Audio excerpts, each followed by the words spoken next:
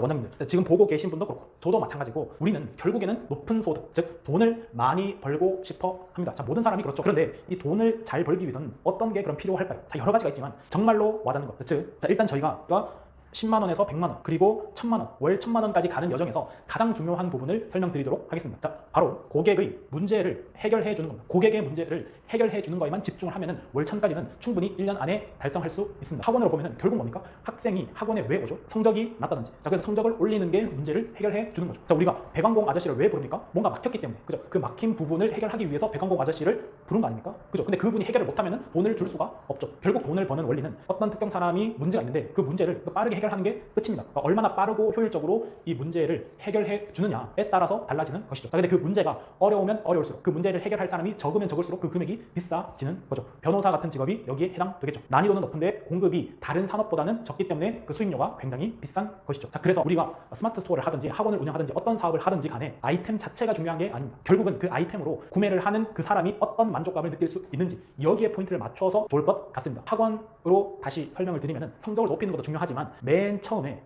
상담을 하실 때 어떤 요구사항이 있는지를 잘 들어야 합니다. 그러니까 옛날에는 무조건 성적을 높이는 게 우선이었죠. 하지만 지금은 살짝 다릅니다. 학생이 학원 가는 것 자체를 원한다. 자, 이런 부모도 생각보다 많습니다. 자, 그래서 이 고객의 문제를 원장님 아니면 사장님께서 뇌피셜로 생각하는 게 아니라 계속 여쭤봐야 합니다. 그런데 학원 같은 경우에는 사실 설문조사 하기도 힘들고 하기 때문에 처음 상담 때 왜 학원을 옮겼는지, 아니면 학원을 쉬다가 왜 이제 다니려고 하는지, 어떤 목적으로 학원을 보내는지를 확실하게 물어보시고 그에 맞게 서비스를 제공하면 되는 겁니다.